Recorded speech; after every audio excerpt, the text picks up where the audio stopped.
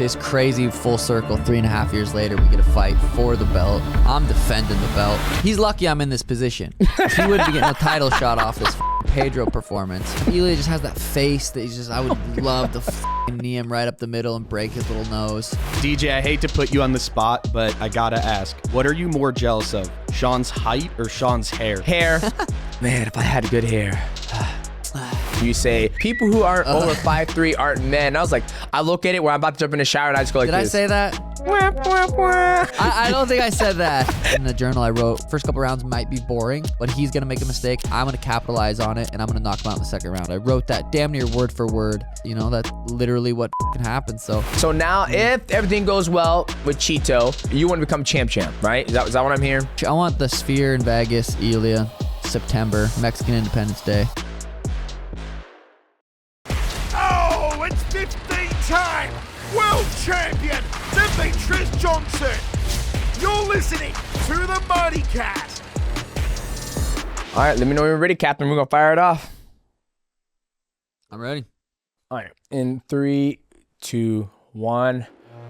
What's going on, ladies and gentlemen? Welcome to another episode of the MALLEY. I am your host, Demetrious Johnson, and my co-host, good friend Michael Wonsover, is live in studio with our guest, Suga Sean O'Malley in Phoenix, Arizona. Suga Sean O'Malley, how you doing, baby?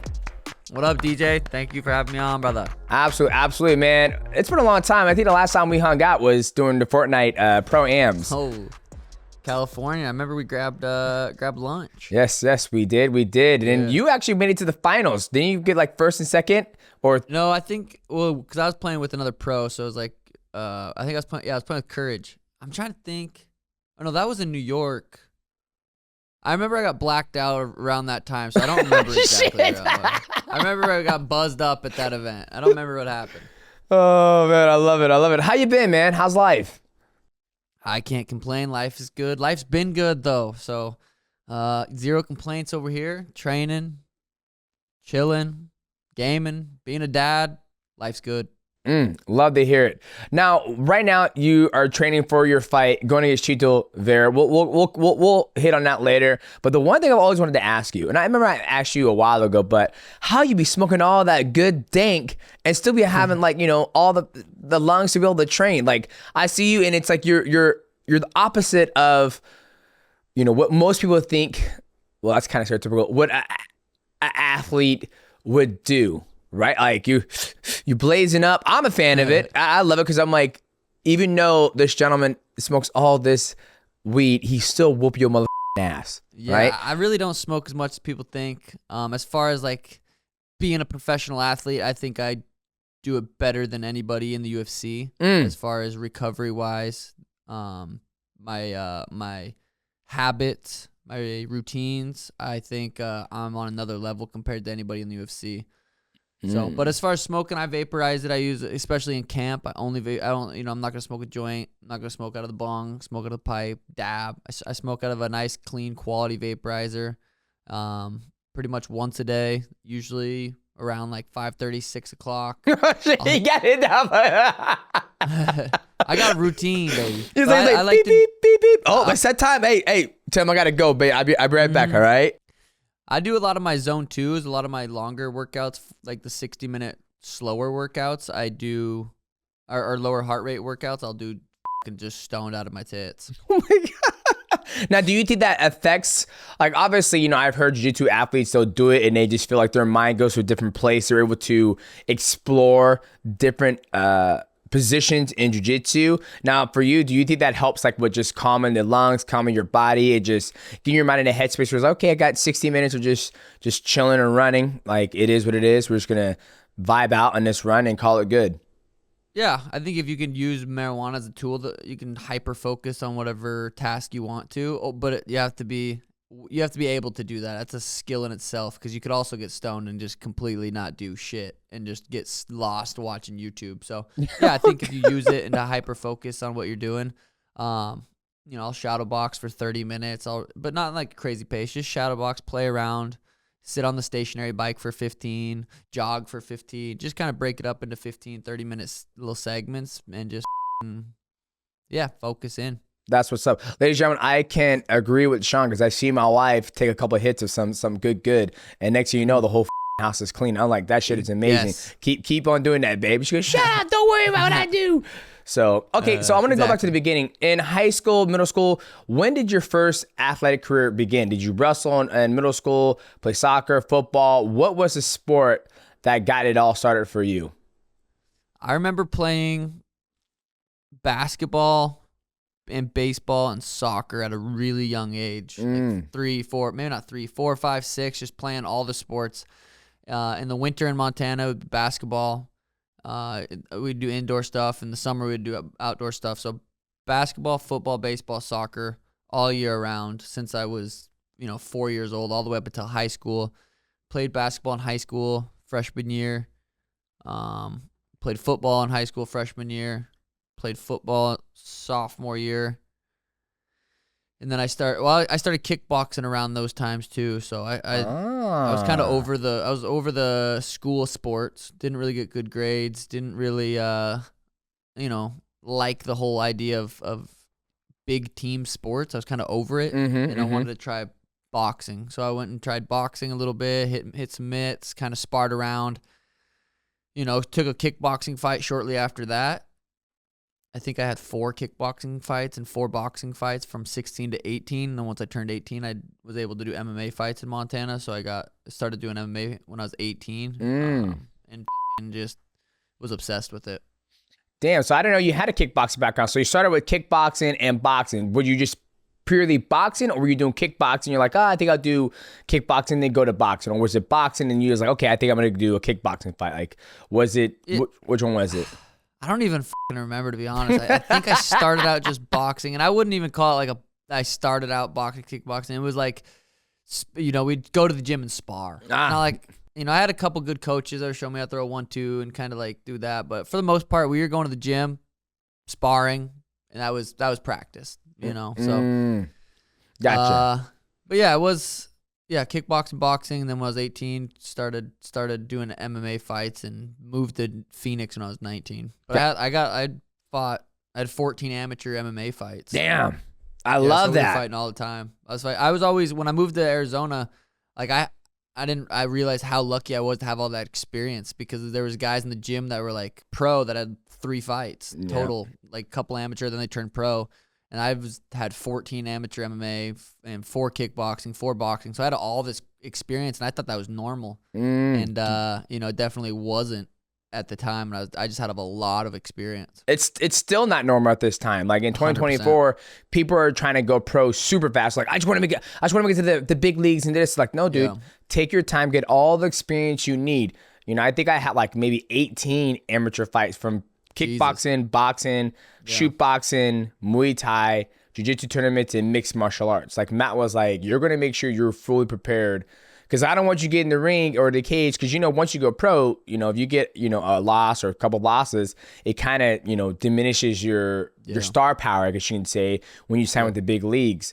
But it was literally like, one weekend, you're doing a submission tournament, and do not come back if you don't submit everybody. I'm like, okay, go there and I submit everybody. Come back, okay, what's next? Oh, we'll do a kickboxing match. I'm like, okay, kickboxing. So I'm happy to hear that you had a long, extensive amateur, because you don't see a lot of people nowadays who have that at all. Like you said, you went to the gym in Phoenix, you're like, oh, you must got 14, amateur. You guys, nah, dog, I'm pro. I'm 3-0 as a pro. And I'm like, that's it. Like, yeah, that's it. Yeah. So hats off to you. Well, you see it now. You see why your stand-up is so damn clean, like your timing and your rhythm. Like, that's the one thing when people ask me, like, hey, what does Sean have that separates him from everybody else? I'm like, honestly, it's his distance understanding and his controlling it and be able to capitalize on people missing.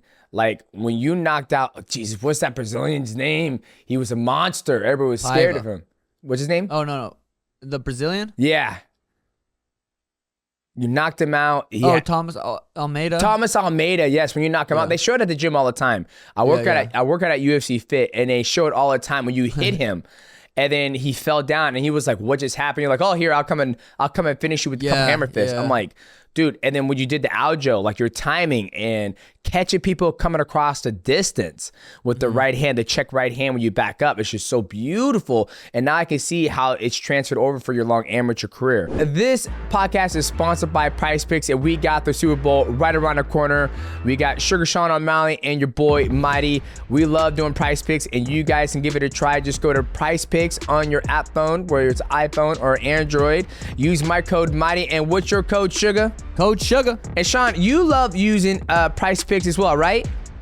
It's as simple as more or less. Daily fantasy, best app in the game. Use code Sugar. Use code Mighty. Boom. Use code Mighty. Simple as that. Make some cheddar. Huge Super Bowl game coming up this weekend.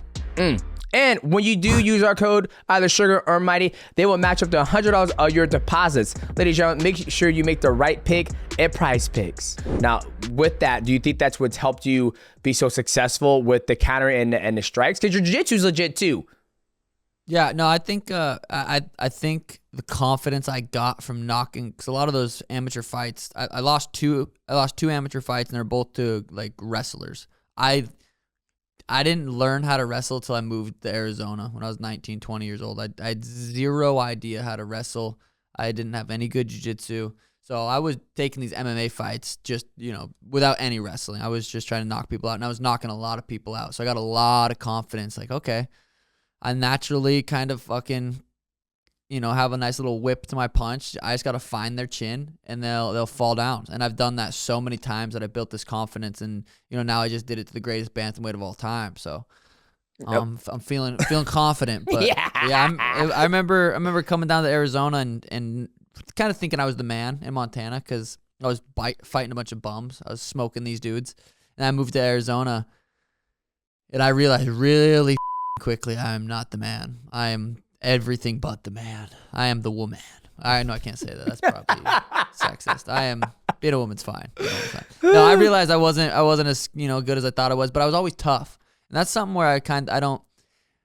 It's like just because I'm really good, automatically a lot of people think that means I'm not tough. It's like I've always known I've had the dog in me, especially when I moved to Arizona, and I would get my ass kicked every day for the most part. Like if it was purely kickboxing day, I was like, okay, finally I can fucking kind of hang a little bit. But at the lab that was more known for wrestling and kind of grinding, and I didn't know how to fucking wrestle. We'd do 2 and 2s and be like, what the fuck's 2 and 2s? And like, oh, just get in on a single leg and we'll warm up. Like, what the fuck's a single leg? Like, I know it's one leg. I'm just grab it. I had no fucking idea. No one wanted to be my partner. Yeah. Like there was days I was the odd guy out, and I'd kind of like sit in the corner and shadow box like a fucking idiot. I didn't know what the fuck to do. Yeah. So, but I always knew I had the dog in me just from the fights I'd been in, and I just, that Peter Yan fight. Look, I recently watched that. I'm like, that was a fucking war. That was. I broke my fucking foot in my second fight, and I'm hopping around trying to, take this dude's head off on one foot. So I know the narrative going into this fight. It's like, Cheeto's fucking tough. I'm like, yeah, I'm tough too, but I'm just better skilled. So what's that mean? What's that equal? Yeah. I don't remember what we were talking about. I think the thing going into the Chito fight is, man, like as an analyst, when I sit back and I watch it, I'm like I give you the power. I give both you guys good power for the striking. You've knocked people out more than he has. He's just very durable. He comes forward, his hands high, and then he's going to try to force you to fight him. You know what I mean? Force you to fight, which you do fight, but he's going to try to make it a nasty fight, so you're not going to be able to be a clean sniper. But obviously... That's how I knock people out when they want to do that. I'm gonna get in your face and make you fight. I'm like, yeah, thank you. Please run into this right hand 8 times. I'm super excited to see it because obviously the first time you guys fought, it didn't go your way. It looked like you had an injury. It looked like you hurt your ankle or your knee. He kicked my perennial nerve, and it gives you drop foot. So you're not being able, you can't do that. So every time I'd walk forward, I'd roll my ankle. Yep. So yeah, that sucked. Yeah. But it was weird because when I first felt the pain, like the tingling, it felt like when I broke my foot in my second fight. And that was a Liz Frank surgery, and that was in 2-year recovery. And Damn. That was, all that just came right to my head right when I felt the numbness in my foot. I was like, fuck. And then I kind of put my head out of the game, but I still felt like even dragging my foot across the canvas, I'm like, I'll still knock this motherfucker out. I was still trying to put his lights out. I might go in there and hop around on one foot just to prove a point. Oh, I can't wait for that fight. It's gonna be sick. That's gonna be sick. I was gonna say I kicked Henry there in our second fight, right. and his foot went limp. And my coach was like, "You should have jumped on him." I was like, "Dog, I thought he was playing possum. I thought he was just trying. I thought he was trying to draw me and try to knock me out." I had these fucking tight ankle wraps on. Again, because I was like still worried about that foot injury that I had. It was still kind of bothering me. So I had these really tight ankle wraps on. Yep. And right before I walked out, I was asking Brandon, I'm like, "Hey, will you try to loosen these up?" I felt like it was they were like too tight. And then so when he kicks that fucking nerve, I'm like, I don't know if that nerve just didn't come back. Yep. Like because the wrap was so tight. But, I never really, like I said, I've been saying, I didn't really feel like I lost that fight. I didn't feel like that was a skill for skill. Yeah. He beat me because he's better. I never felt like that. And yeah, it's crazy full circle. 3.5 years later, we get a fight for the belt, or he gets to try to get the belt. I'm defending the belt. And, he's lucky I'm in this position. If he wouldn't be getting a title shot off this fucking Pedro performance. I still haven't watched it. I just assume it was pathetic. So I guess I can't say that. But, yeah, he wouldn't be getting a title shot off that. I'm assuming, there's too many guys, It's just because of the history. So you're welcome. Yeah, it's a storyline. It's going to sell very good, right? I think that's always the good thing about MMA is that if you have a history with somebody, the UFC can play it out like, oh, this is the guy who's beat the current champion. It's the same thing they did when I fought John Dodson. I'm like, why the fuck we fight John Dodson? They're like, we got to make it seem like you're beatable. So that's why all the commercials, we're showing him beating you up the first time. I was like, guys, this isn't going to happen. You guys know I'm going to blow through this man. And when I do, I want a bigger check. And they're like, okay, well, just let us do our job in marketing. Didn't go very well. But you have more star power. One of the things I noticed about you is that even though you're focused on mixed martial arts and defending your belt, you're also focused on building your brand, which I find amazing because a lot of athletes nowadays don't recognize how big their brand can be by just marketing. Like with you, the colors, like the hair. What made you think about thinking outside the box? You got your clothing line, the Sugar brand, the Sugar Bud.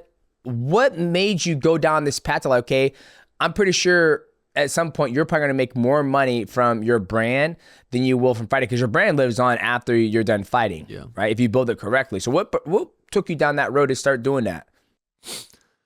I think I've kind of always been an entrepreneur at heart a little bit. I remember, being 16, 17, selling Suga shirts, like trying to make a couple bucks, trying to sell tickets, get $5 per ticket. And I realized, it's like, okay, these guys are making about this much in for fights, which is a good amount of money to fight, especially if it's something you love to do. So I'm like, okay, but that's just not quite how much money I want to make. I want to make a certain amount. I want to make way more money that you can't just make from fighting, at least at an early stage. Like now I'm to the point to where I can just fight and I don't have to do anything else and I will be fine. Yep. But coming up, I was like, okay, if you're going to make 12 and 12 your first fight, whatever it is, 24,000, then you got taxes, then you pay this. I'm like, that doesn't equal a lot. I need to make money doing other things. And so, the merch was a big one. Growing the social media to be able to go to these brands and be like, hey, I really like your brand. This is the numbers I'm getting. Like, let's work together. And so, yeah, I've just been like that since an early age. And I think it just came from, I always wanted to be rich. I don't know what it was. I think what it was my mom was so crazy about money. Like, she had 4 kids. She gave us a really good life. We had everything we needed, but it's like she's giving my dad $2 for fucking lunch every day. Here's $2 bills. Like, it was just very, in any argument mom and dad got was about money. Anytime we went on any trips, anywhere, it was about money. Gas is expensive, blah, blah, blah. So it was constantly, since an early age, it was something about bitching about money. And I think that's what I was like, I just want to never have that issue. No, but more money, more problems, they say. Yeah, no, I remember that. I think the biggest thing is too is that money brings a sense of freedom, right? Like you said, like you can do whatever you want, whenever you want, how much whatever you want. You want to travel, you can travel. If you want to eat at the expensive restaurant, you can do that. And I remember growing up, my mom every month she would say, "Well, the child support check came in. We make another month. We make another month. We make another month. And then I remember like fighting over fucking. You remember back in the day where you filtered water wasn't a thing, and the only way you get filtered water is if you buy this filter water contraption called Brita. And you basically Brita filter. A Brita filter. Me and my brother and sister would fight over that fucking thing. We would fill it up, and then once it was filled up, we would fight over it, and we're like, "Who drank the last Brita? I filled that up. I get the next goddamn That's Brita." funny. Now, my wife say, "Hey babe, what type of water you want?" I'm like, "Don't bring me nothing that's not filtered. I want Fiji. I want the best water. That pH, babe. That pH, that good pH. Yes, I want the best of the best. So I can understand that. Well, it was a good thing that kind of happened because it made you into an entrepreneur and made you want to strive to have your own brand and to be able to create income outside of fighting. Because that's the thing I've always said growing in my career is like any check I can make outside of getting punched in the face is a great check. So power 100%. To you for building that brand. I love it. Like I love the colors. What's with the hair? Why do you like to do the hair? What vibe do you go with when it's time to do your hair? Like always, it's like cotton candy, purple and pink. Yeah. What makes you choose It's kind of random. Danny, my girl, she does hair. She does all my hair, so it's kind of like whatever she picks. But yeah, she just kind of like sometimes she'll get a new color line and be like, "Oh, I really like this. Let's fucking do your hair." And I'm always having to make content, so I'm like, it's just kind of the brand. Just do the hair. I think it's more weird when my hair is like normal color. I'm like, what the f? Yeah, I when know. It's like a faded purple or something. I'm like, I feel normal now. But if it was brown, I'd be like, oh, what the? You should show up. You should show up to a press conference like with your hair normal, with like a light taper fade. Like, hey, what's up, guys?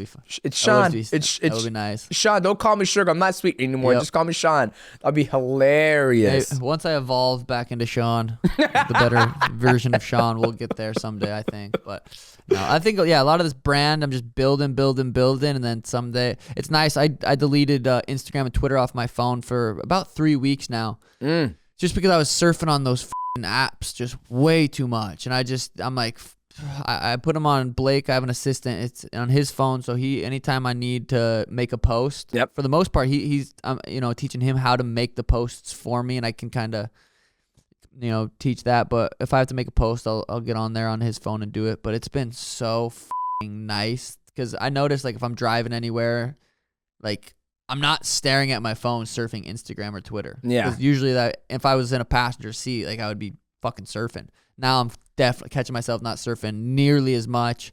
I don't feel so involved in the world, which has been a nice relief, especially being on camera. We were shooting content a lot of the time, doing podcasts on Snap. I still have Snapchat on my phone, so I'm not saying I'm some guru that just meditates all day. Yeah. Well, I mean, Snapchat and stuff. But. Well, like you just said, you're wasting so much time just browsing and surfing. There's nothing on there that's very informational for you. If you need the information, you just go to Google or whatever you need, or you have your assistant do it. And I'm sure in that time you like to spend it, with your kid, training, recovery, and like, what are you doing for recovery? Right? I mean, I know you got the bud to help you with your zone 2 working out, but are you doing cold therapy, heat therapy? What's your recovery looking like? I've been in the cold plunge. I've had a cold plunge I've been doing it for about 5 years. I've been doing that shit for a long time. You've been doing it before it's cool. I was doing it for a long. When I got into UFC, I was doing it. So I've been doing cold plunge for a long time. I have a sauna. Love my sauna. It's one of my favorite tools. I have a hot tub. I have a PEMF machine, a pulse electric magnetic, some shit. I don't know. But if you look up the benefits of a PEMF machine, I have this it's a mat, so you lay on a mat and then you put another mat over top of you, and like a sandwich. And it's that machine's one of my favorites. I'll do 40-minute cycles, 20-minute cycles on that multiple times a day. But after this, look up PEMF benefits for sports performance. Incredible. Ozone machine. I've been using this ozone machine recently. I have a shockwave machine, which is like it's a pretty expensive machine. You really only see it like the PI or like a physical therapy office. I don't use that too much. That's more for like serious injuries when you get hurt, and it helps create little micro traumas and flood it with inflammation. I have my Normatex, my red light, obviously the Hypervolt guns. I really like those. Lacrosse ball has been one of my favorite too. Like just if my hips get real tight, rolling out on the lacrosse ball. But recovery is like the name of the game. Like I've been on top of that in camps for years, but you can go train as hard as you want, but you have to be able to recover. And that comes with sleeping good. My sleep schedule is money, on point, perfect.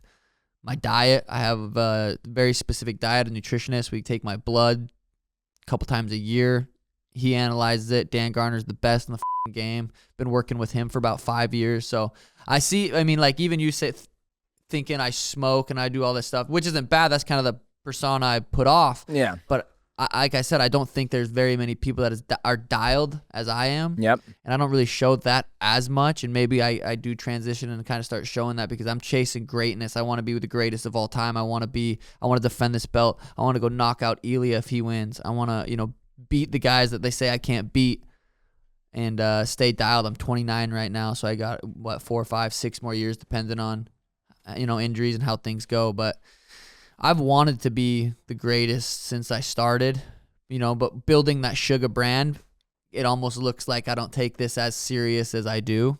And I don't think people see that as much, which is a lot of my fault. A lot of the content I post isn't like me sitting down reading for 20 minutes and journaling and I do all that shit, but I don't post it as much. So a lot of the shit I do is to be great.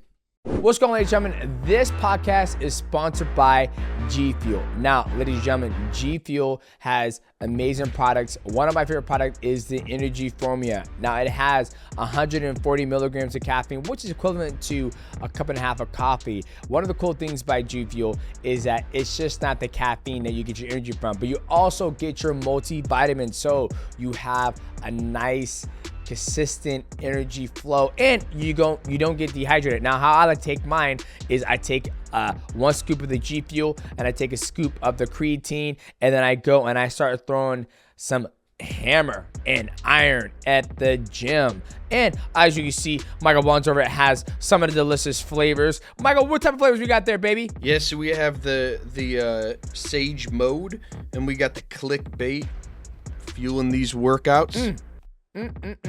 Absolutely delicious. Now, if you want to give GFUEL a try, all you got to do is go is gfuel.com/mighty and make sure you use my promo code mighty, and I'll save you 20% on all your order. And make sure when you're there, check out my favorite flavor, the Mega Man Blueberry Slushy. It's absolutely delicious. Ladies and gentlemen, let's get back to our amazing guest. Enjoy the Mighty Cast.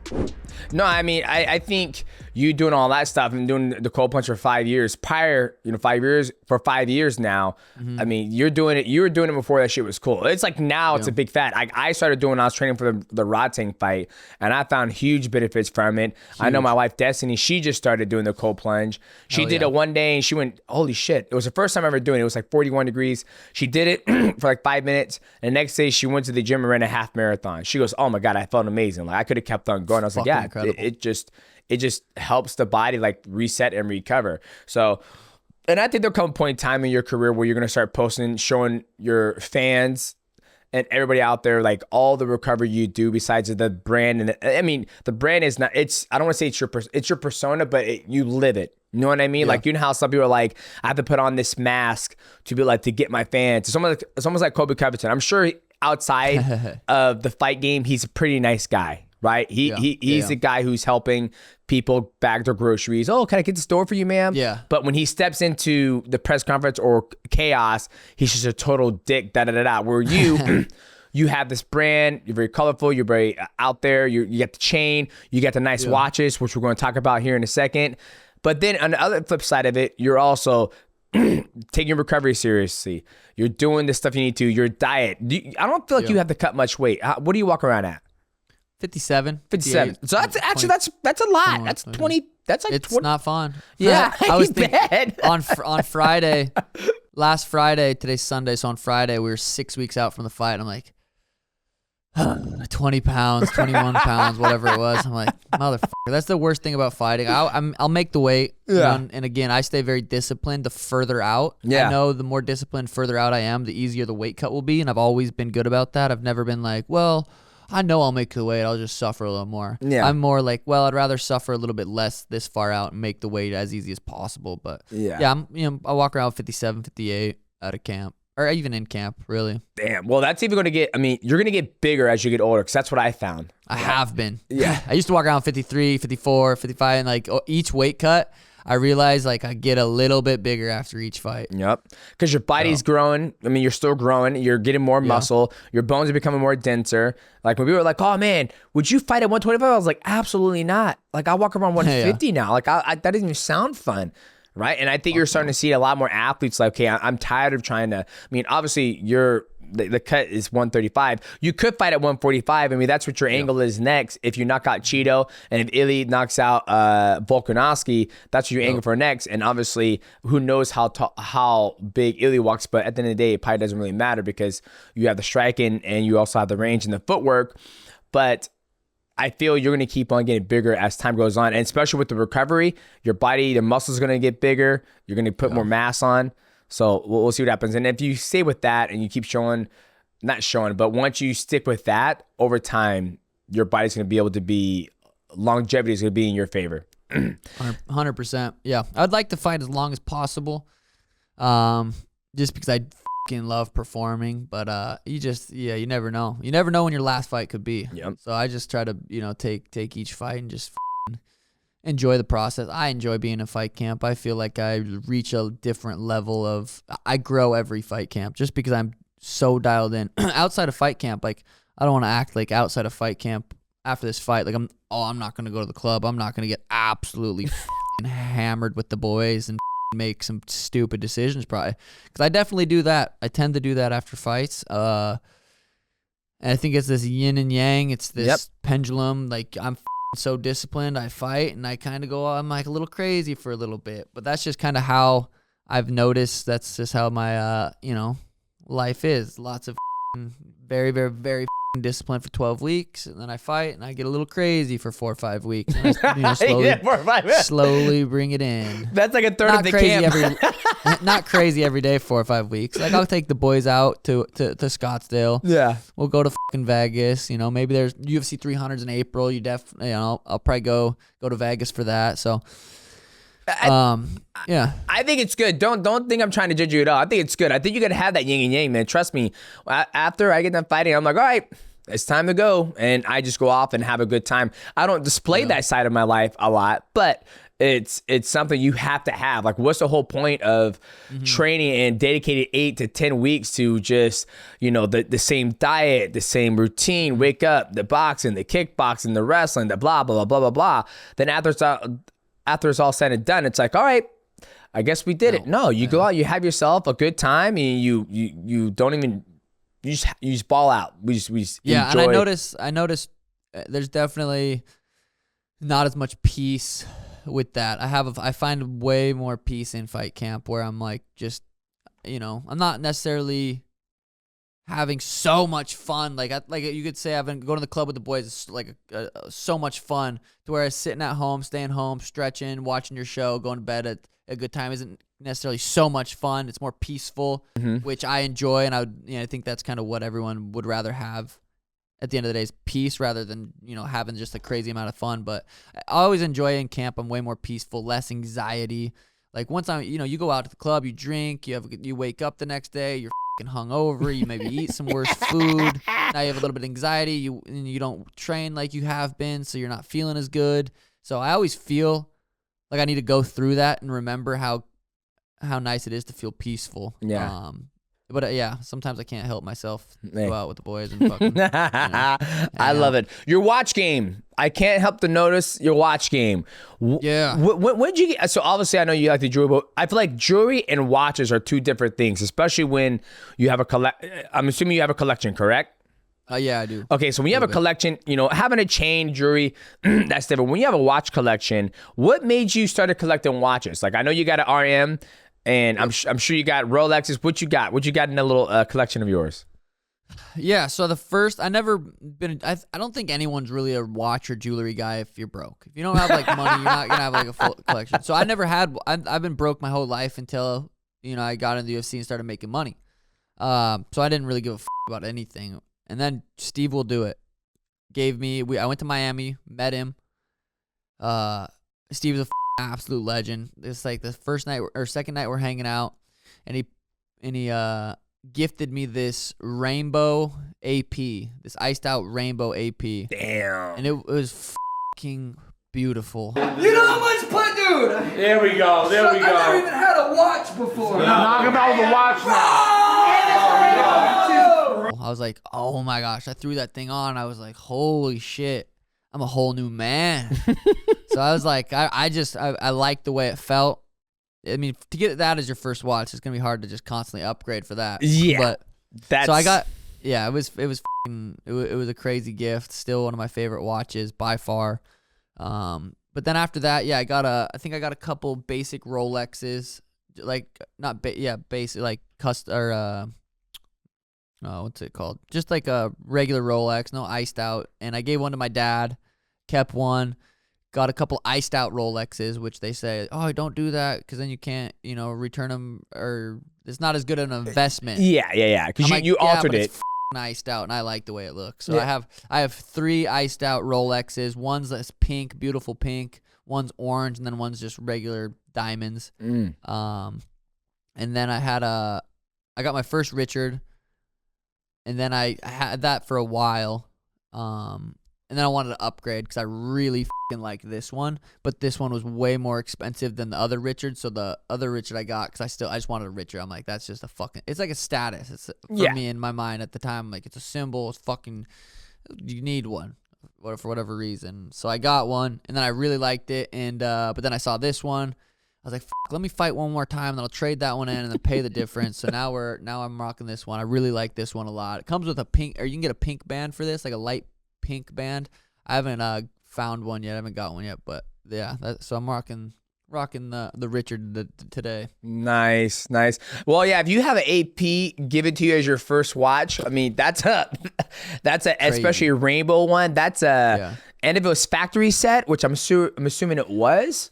I mean, that's a heavy hitter. I mean, you can't go. I think it's like a $75,000 watch. Yeah, exactly. You can't go get a Breitling or your regular. I mean, you can get regular Submariner Rolex, but those are clean. I like those. I like just the regular Rolexes. Those look clean when you see people wear them. Like, damn, that's they're fresh watches. I like the way they look. Yeah, but that rainbow though, that's a.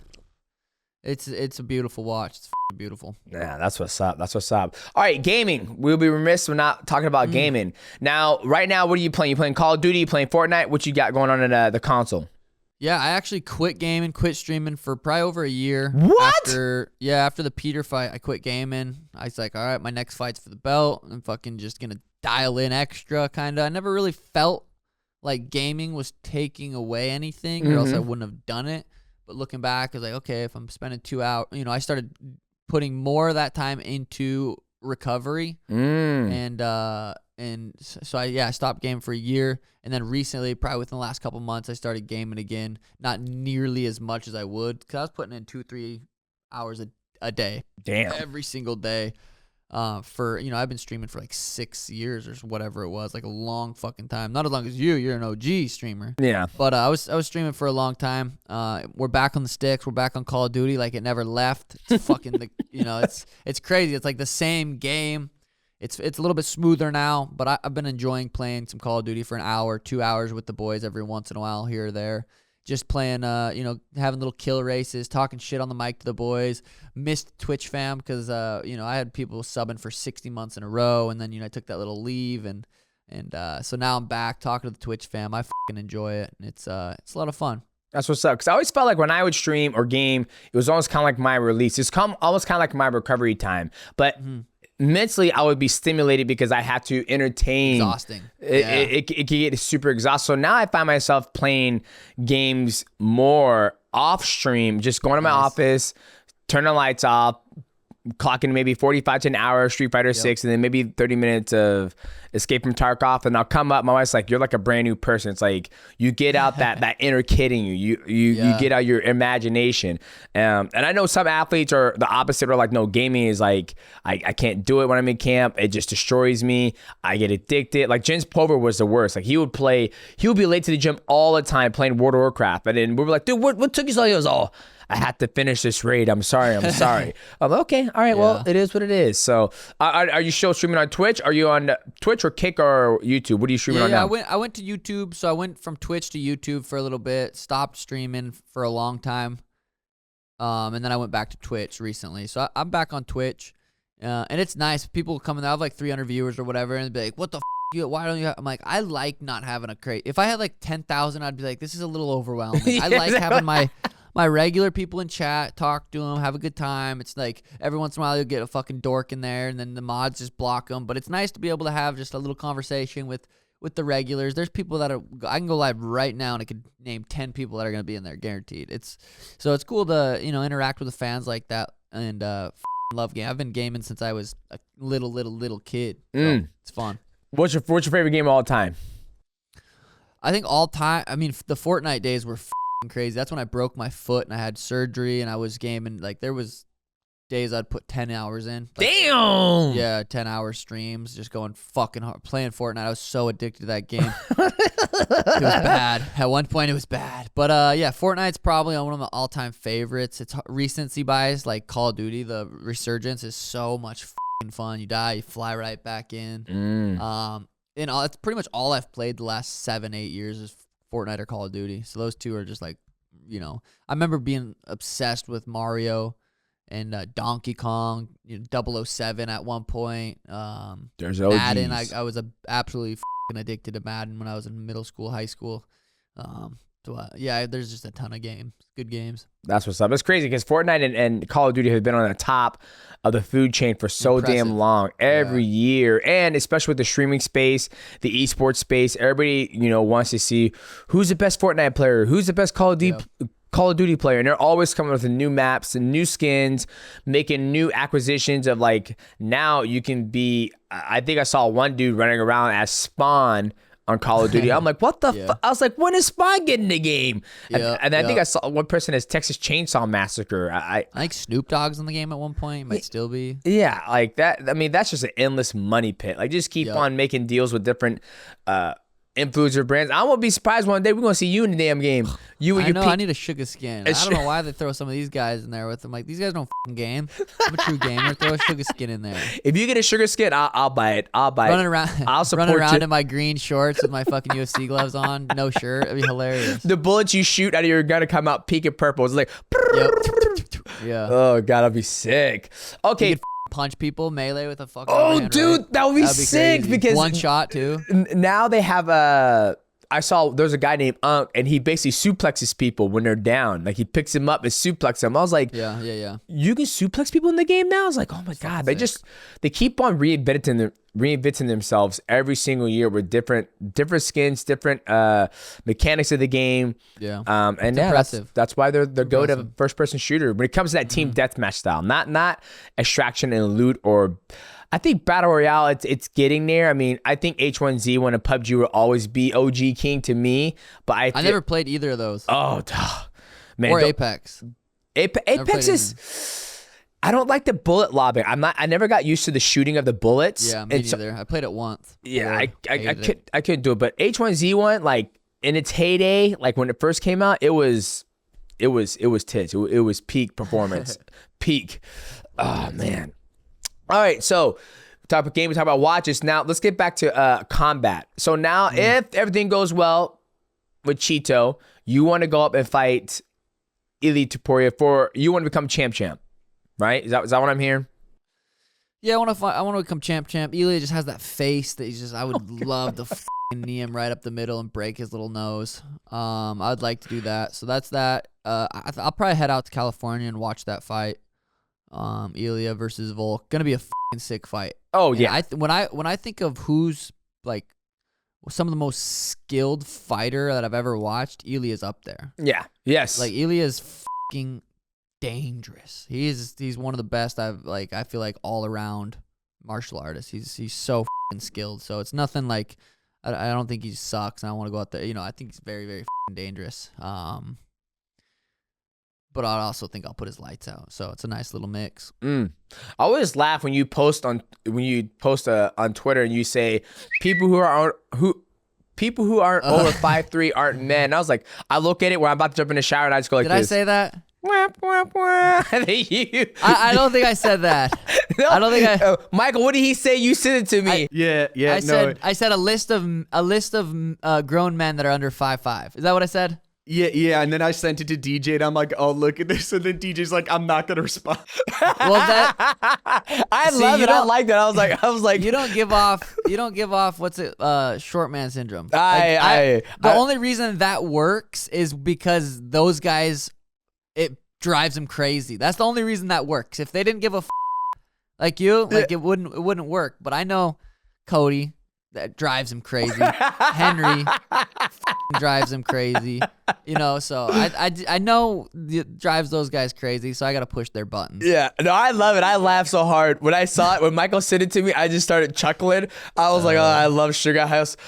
I was like, he's always attacking everybody's height. It was, I'm jumping in the shower. I love it. I take no DJ, I hate to put you on the spot, but I got to ask, what are you more jealous of, Sean's height or Sean's hair? Hair. The hair. Dude, if I had hair like that, man, with the put a little S curl activator in that motherfucker. Damn, you would look sick with the little with the curly, beard. I would do a nice low taper, nice little fro, and my beard, a low fade in the beard. Whoos. Damn. Dude, my pussy rates right here would be mullet. up here. I feel like you rocking a little curly mullet would be sick. Yes, that's why my boys, they got great hair, and so each morning before they go to school, like Tyron has a burst fade kind of like Jey Uso, but now his back started to get super curly, and I'm like, man, if I had good hair. Yeah, I got a buddy that's bald, and he always says that. He's sitting right there. Man, if I had hair. Okay, get in the shot. Go. Show him that set of hair. Show him that head of hair, buddy. Oh yeah, he's bald. Hey, it looks good, babe. Looks good. You got a little beard going on. I love it. I love it. Got a little beard going on. He's losing some lbs, getting his confidence up. Started throwing some weight around in the weight room. There we go. I always find it funny because I've always shaved my head even when I was in high school because I would wrestle. Like I would have waves, and each time before I go to the wrestling room, they're like, "Hey, you got to wash your hair. You got to wash your hair." And I was like, "This is stupid. I'm always washing my hair before I have to wrestle." So I started buzzing it low. And then when I got out of high school, I started, doing jiu-jitsu and MMA. And I remember the last time I went to a tournament, I was so influenced by Chuck Liddell. And I shaved my head like him, like the little mohawk. Yeah. And I did the tournament and I won. And after I got done, I was all right, I'm going to shave this off and grow my hair back out. That motherfucker never came back. It just, seriously. Just seriously, dude. It just disappeared. And it was like I had a receding hairline or whatnot, but it was a thick little mohawk, and then I just shaved it off, and it just left, and then it just never came back. So I'm like, it is. I bet that's nice though, because I hate training when my hair's like this. Like I'll have Danny braid my hair, usually once a week, and like it'll last me through the week, and it's just kind of bad. It's there, but it's back. It's not in my eyes. It's not getting yanked in jiu-jitsu, and it feels it's out of the hair.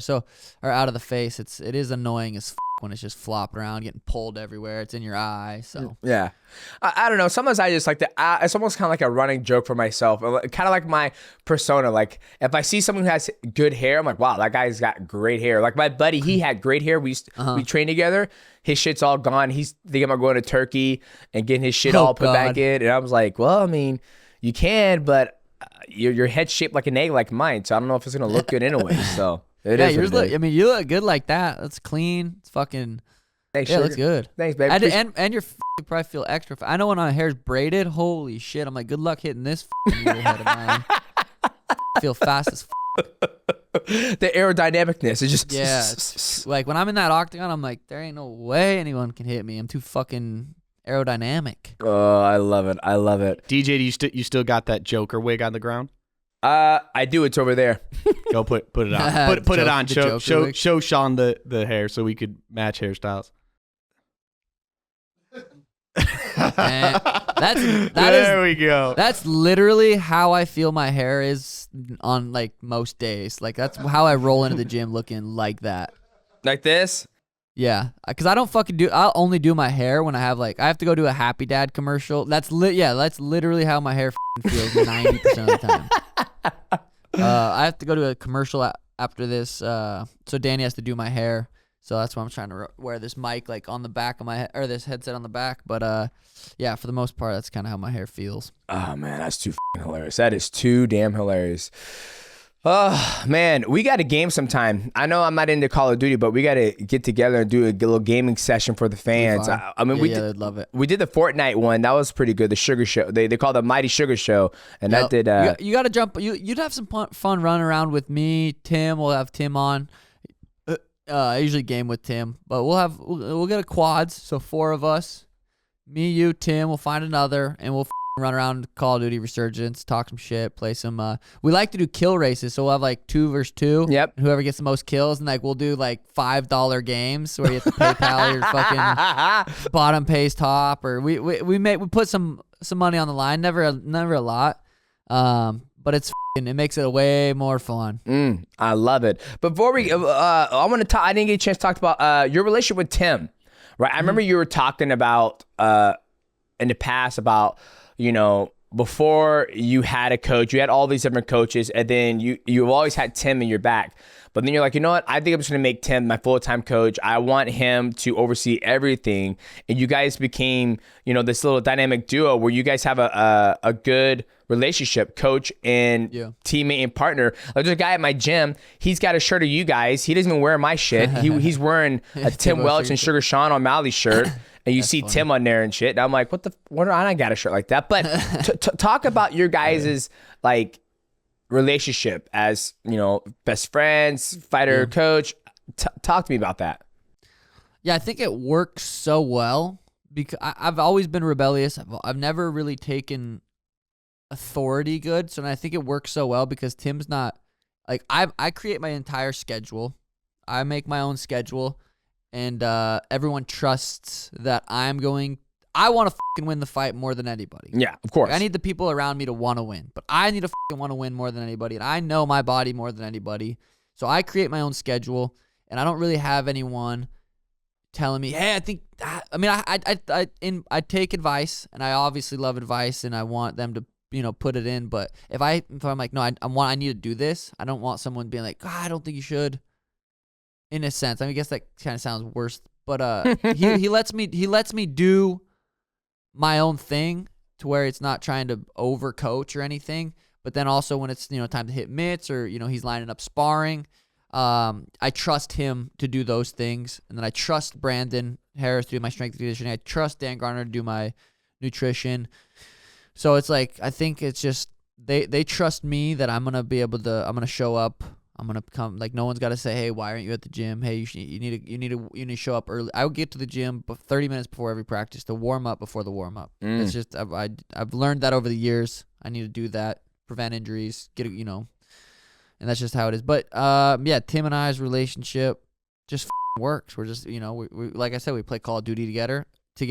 We'll hit together. They like that one, Shmini? Together. Together. We'll play Call of Duty. Call of Duty together. We've lived together. When I first moved to Arizona, we lived together for probably 3-4 years. I didn't know how to do laundry. I didn't know how to do dishes. My mom did everything for me. So when I first moved in, he was like, holy shit, this kid is brain dead. He doesn't know how to do anything. So I think we just built a really cool relationship with him, kind of like taking me under his wing and just showing me how to live. And then we both kind of got into eating healthy around the same time. We both kind of got into, like when he broke his jaw fighting, he started, learning about meditation. He's like, hey, I think this could really benefit you. And, so we bounce ideas off each other. We constantly are trying to improve in life. And if something's working for us, like he'll tell me if something's working for me, or we read something out of a good book, we'll send it to each other. So we're constantly doing that on the daily.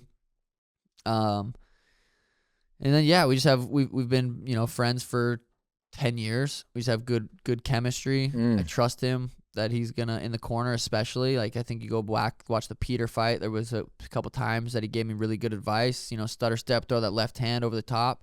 That's what I rocked Peter with going into the third round. It's to trust that knee up the middle. That's what I cut Peter with. That's what I believe won me that fight. Mm-hmm. You know, even going to that Aljo fight, going into the second round, like we knew that the first. I even wrote it. It's funny. I wrote it the other day in my journal because I journal pretty much every day in fight camp, and I'll put how many days out we are, and then I'll go back and look at like the last camp. What was I doing 43 days out compared to what I'm doing now? And I was like, in the journal, I wrote that the first couple rounds might be boring, but he's gonna make a mistake. I'm gonna capitalize on it, and I'm gonna knock him out in the second round. I wrote that damn near word for word, and you know, Tim in going into that second round, he's like, just you know, he's gonna have to commit, and you're gonna counter. And, you know, that's literally what can happen. So just trusting him in that aspect. Yeah.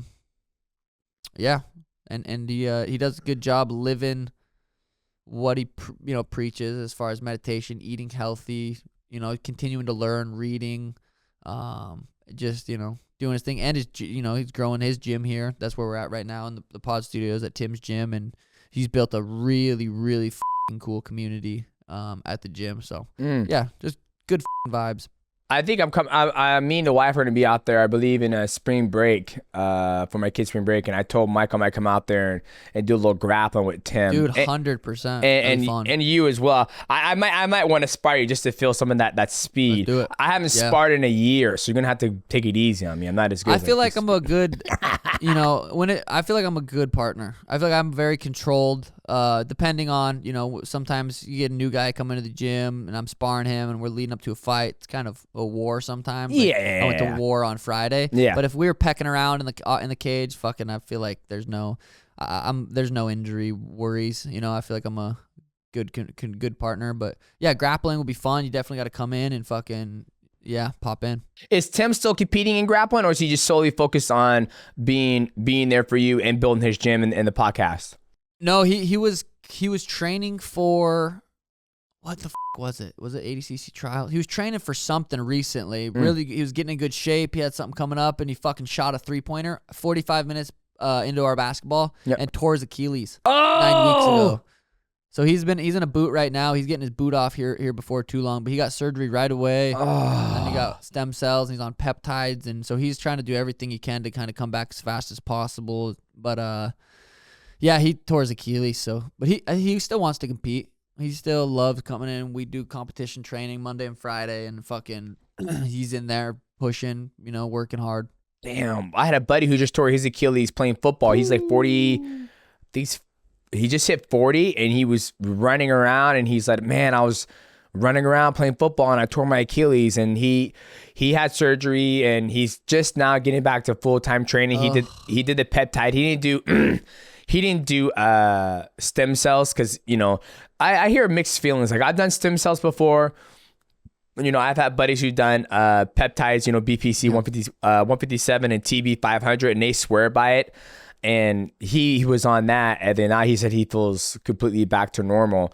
But man, I'm sorry to hear that about Tim, man. That's fuck. It's always funny. It's a sport that you don't do, you get injured from, right? He's playing basketball, he gets injured. My buddy's playing football, he gets injured. Nobody ever gets injured when they're just grappling or doing MMA training. I mean, obviously you do, but I mean, it's just always funny because I feel basketball and football, it's a lot more dynamic in the movement because you're trying to negate other people trying to take something from you.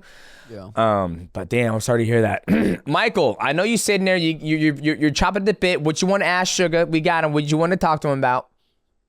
No, it isn't not as much a question as much as it's an observation. I just think it's cool that it's what's really cool about MMA is if you look at both you guys, you both are 135 champions. DJ, you got the 2 1 championship belts behind you. We have the UFC one right here. Same weight class, but Sean, you know, completely different height, completely different length, and you also are 135 at DJ. I don't know what you list your height at, but I just think it's cool seeing 2 almost opposites of each other that are the same weight class and still champions in their respective promotions. So I thought it was a pretty cool observation. That's what's so sweet about fighting. It's like it's not one way or the other. It's whoever wants to master their what their gift is or their ability, just mastering that, and that's, you know, one way. There's not one way to be champion. You can be champion in multiple different ways. It's cool. Yep, preach. And you know, people carry the weight different, you know. Sean you're 5'6", 5'7"? I'm 5'11". Oh, Jesus Christ. Huh? Hey, you know what, Sean? Don't take offense to that. I'm skinny. No, I was kidding. I am about 5'11" though. Okay, so you're not 5'11". Are you really 5'11"? How tall are you? Yeah, no, he's 5'11". I mean, I'm here. Yeah, I mean, I'm Jesus like 5'4". Christ. Sometimes when you're 5'4", 5'3", when you're 5'3", everything above like 5'5" feels like 6'1" and 6'2", all right? So please forgive me. So I mean, I'm seeing that perfect hair too. You'd be jealous, TJ, if you were just looking at that height and the curls. Yeah. Oh man. Hey, great.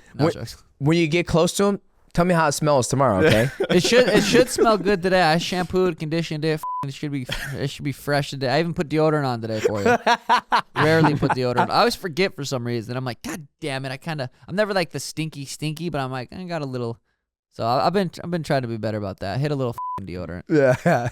No, yeah. And one last question for me. We have a lot of stacked fights coming up, including your own. Obviously, UFC 299. I mean, that might be an even better card than 300 to a lot of people. What fight are you most looking forward to other than your own coming up? It's a good question. There's a lot of sweet fights coming up. Yes. Off the top, I know I'm actually pretty interested in Cody versus Figueiredo. That's a kind of be an interesting fight. I'm surprised Cody called him out. I think Figueiredo's probably going to shut his lights off for the 13th time in the last couple years. Ilia versus Volk, very excited about that fight. Henry Merab, kind of interesting. Who do you got in that one, if you think? Oh God, I really haven't. I think it's gonna be a competitive fight. If I had to guess, I think Merab gets it done.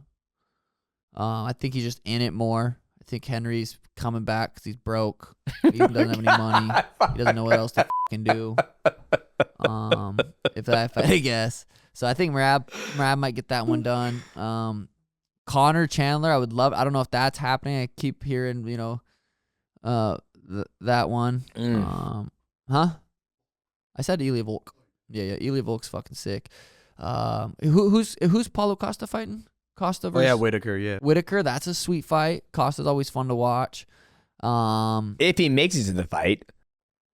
Very true. Very fucking true. I want to watch Hamzat fight again. Gaethje Holloway also. Gaethje Holloway is an exciting fight. It's a good time to be a UFC fan. I know people are a little disappointed in some of the, Holly Holm versus Kayla Harrison. When they're like, we have an announcement, and it's like, people are wanting to hear like, Chocolate L's coming back, and they're like, Holly Holm, and people are like, but the UFC fan or the MMA fans are the fucking best in the world. Sometimes they're a little harsh, but they're the best. Yeah. I forgot there was something else I want to talk about. Like, what do you think about like the fighters who are constantly talking about the Dana White privilege and all that stuff of the opportunities you get? Like, does it bother you at all, or are you kind of just like, oh, whatever? Yeah, it's kind of whatever. I do think. I mean, it comes down to performances. It's like, it's hard to argue. If I wasn't knocking people out and I was considered a boring fighter and I was getting all these privileges, it's different. But I'm like, dude, I'm fucking putting people's lights out. I knocked Thomas Almeida out 7 times in one fight. You know what I mean? Like, it's like, I'm doing sweet shit.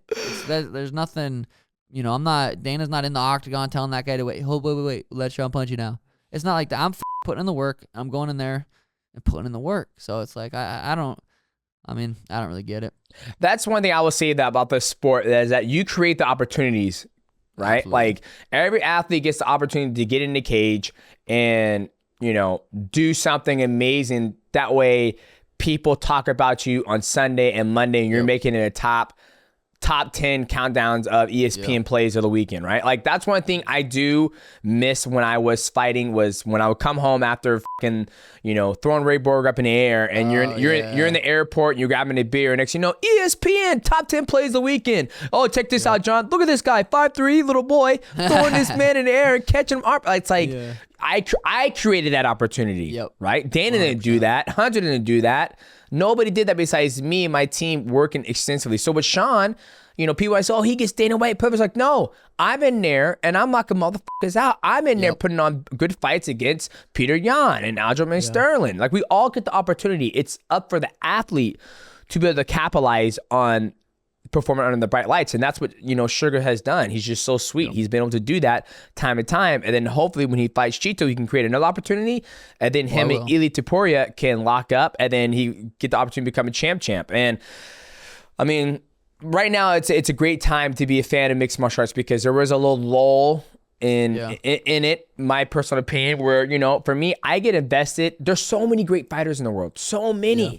But for me, I get invested in people's storyline. Like Sean, I'm invested in your storyline because one, we've gamed together, we work together. Yep. Two, I love your brand, I love your style, I love how you carry yourself, and I want to see where you go from here, right? Same thing with Ilia Topuria, same thing even with Cody. I mean, the list just goes on, even the Connor. But I love the storylines, right? And so for me, I think there's a lot. The Holloway versus Gaethje, a lot of storylines coming up in the next couple months that are making it exciting for me in mixed martial arts to watch.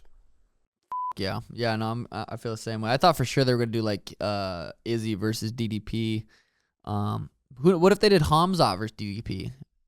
I don't know. I don't know if Hamzat's necessarily there yet to be like main eventing UFC 300, but I'm running out of ideas. If Connor's not it, John Jones isn't it. Yeah, like Izzy's supposedly not it. It's like who the are they gonna put there? I think, I mean, like I said, I think they do Connor versus. You turn around, Sean, just defend. Hey, I'll do my best. Yeah. I'll do my best. win at 299 and then show for. There's 0% chance I'd make 135 again, but 145. No, I want the Sphere in Vegas, Ilia, September, Mexican Independence Day. That's kind of what I'm trying to manifest right now. But obviously, I got to go get through Chito, very tough, durable Ecuadorian. Yes, it's gonna be sick, Sean. This is your chance to let the fans know where they can find you, your socials, your Twitch, the YouTube channel. Go let everybody know where they can find you. Yeah, pretty much Suga Sean on everything is kind of what will pop up. But yeah, pretty much just grinding on the Snapchat right now. Pretty much doing daily vlogs on that. And then, yeah, I stream a couple times a week. I think it's just Sean O'Malley UFC on Twitch or something like that. But for the most part, just buy the pay-per-view, UFC 299, March 9th. Knocking Chito out again. He said again. I love it. Okay, well, ladies and gentlemen, thank you so much to our guest, Sean O'Malley, Suga Sean O'Malley. And ladies and gentlemen, make sure you guys like, subscribe, and also hit the bell to know when we drop another banger. And ladies and gentlemen, this was a fun one. I always enjoy talking to Suga when I get the opportunity to talk to him. We appreciate you guys. We out. You're the man, DJ. Peace. Keep rolling. Boom. Chop that up. Bang. Bada bang. Boom. Boom. Sweet. Hell yeah. DJ, thank you, brother. I thought that was a fucking absolute banger. Thanks, man. I appreciate you, Sean. Yeah, I always enjoy. We'll definitely have you or go on your show as well. Yeah, 100%. Same setup. Love that. Yeah, I think this is perfect. This is a nice little setup right here. Felt like we were damn near hanging out. That's right. Man, stay healthy, man. I'm excited for your fight against Chito. And yes, sir. I love what you've done and the brand. It's just amazing. Like now that I'm at the end of my career, it's like I'm grateful I've started to work on the YouTube and all that stuff. But I think it's so awesome that you've already started and you just became the champion. You know what I mean? Yeah. So you have 7 years to fucking just build the empire. Like, and just cash out, man. Yeah.